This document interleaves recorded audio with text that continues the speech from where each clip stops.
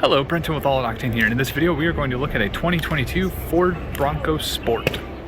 Alright, so here I am in the 2022 Ford Bronco Sport. This thing is actually really impressive. They do have the power to it, so I am able to adjust the power seats. It does have, looks like, 1, 2, 3. It has like the adjustable seats with the lumbar. It has the backrest that can go up and down, all on auto. They do have a nice sunglasses holder, which is kind of an older feature, but I do appreciate that. Visibility isn't too bad. The A-pillars are in a good location. There is a small dash screen here, but otherwise the rear view mirror also sort of looks like it's taking up a lot of space. But in terms of visibility beyond that, I can actually see pretty well. As a tall person, sometimes that's a difficulty thing for me to see and do. Ergonomically, it's very nicely laid out. In terms of the lean test, so a lot of times if you're driving on the highway, you want to make sure that you can lean comfortably on the particular things that you would want to stay resting on for a long period of time. In this case, I think that this would do pretty well for me. It is a little wide, even for somebody my size.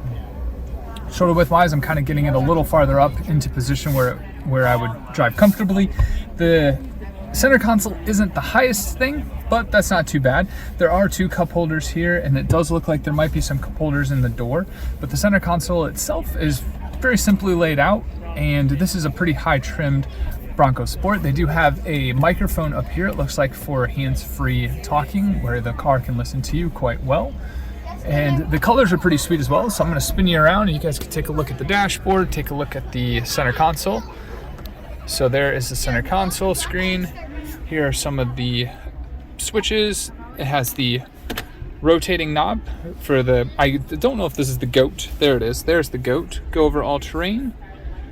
There's your 2 cup holders. It's got a nice USB 12-volt system down there. So overall, this is a nice vehicle.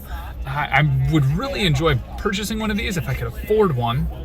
And now that I've gotten to sit in one, I actually do like it. So it is good to keep this in mind. So someday, maybe on the used market, if it ever becomes affordable to me, I would be able to purchase it. So the screen pops up.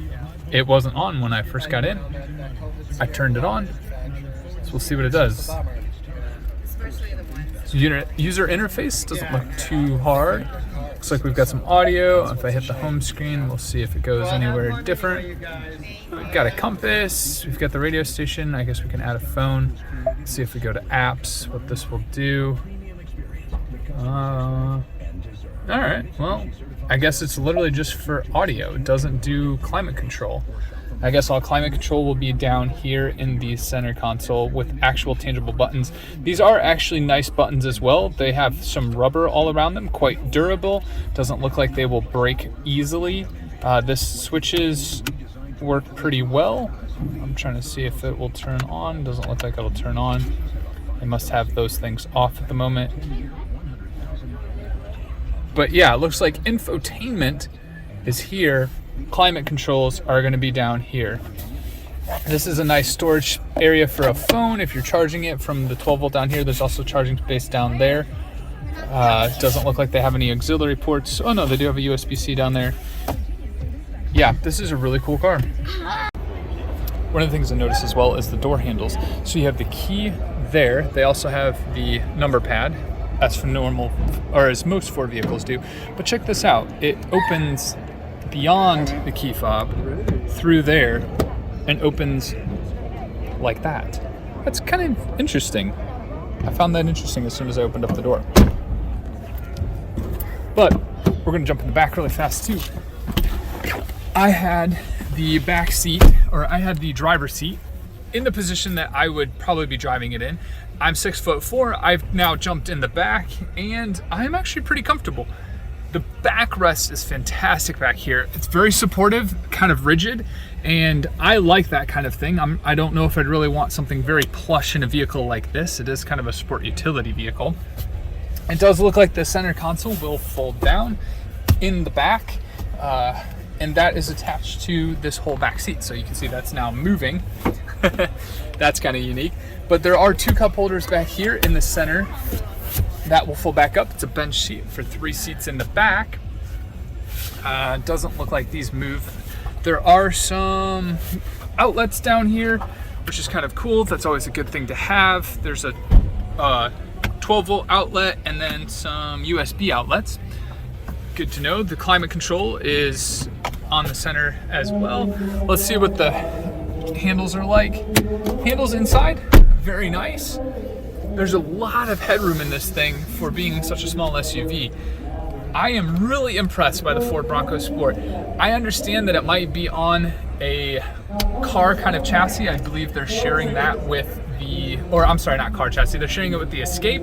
I understand that. That's a small chassis. It doesn't look very rugged, but in all reality, the ruggedness is all in the visual aesthetics. It does have the all-wheel drive or the four-wheel drive, which is very nice. It looks good. I love this color. It is a spectacular color. It's kind of boxy, kind of sporty, aka a Bronco Sport.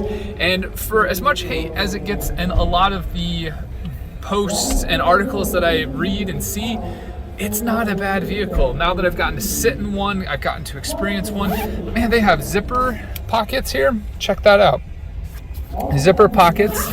That is really nice. They still have, do they still have the standard pockets? Doesn't look like they have the standard pockets, but it is a zipper pocket, and I kind of like that. There are so many cool things about this vehicle. For its price point, it isn't that bad. I understand it's not an actual Bronco. It is a Bronco Sport.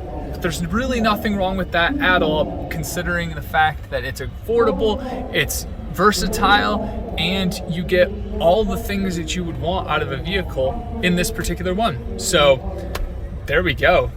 Bronco Sport, all-out octane, seal of approval.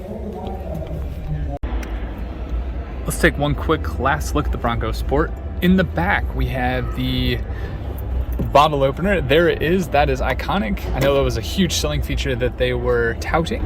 We have a nice deck lid that can secure both cargo and cover up anything you might have in the lower half. So if you wanted to cover things there, I guess this has a table, which is really pretty cool. So this can fold out and I guess become a table. It has a yardstick built in there, which is actually kind of cool. I would actually really appreciate that, because there are many times where I find myself working on a project that I need to measure something in the back of my car because I've gone to a friend's house or something and I need something to measure. Also a hard surface to work on. It does look like they have some lights back here. That turns on, the tailgate lights. So that turns on these tailgate lights right back here. You notice this one up there, if I hit the button again, it turns it off. That is really cool. It's a very nice large tailgate. I can actually stand under this thing. As you can kind of see, it's not complete. If I stand straight up, I do hit it. However, if I sit into the window here, I could stand up straight if need be. But overall, it isn't too bad. This Ford Bronco Sport is really impressive. A few more things. It does have a 12-volt power outlet back here. It has a 12-volt non-standard outlet. The floor mat is nice, or the back mat here, but it does have under here a full-size tire, spare tire. That is amazing. So not only do you get the ruggedness of the back cargo area, but you get a full-size spare tire.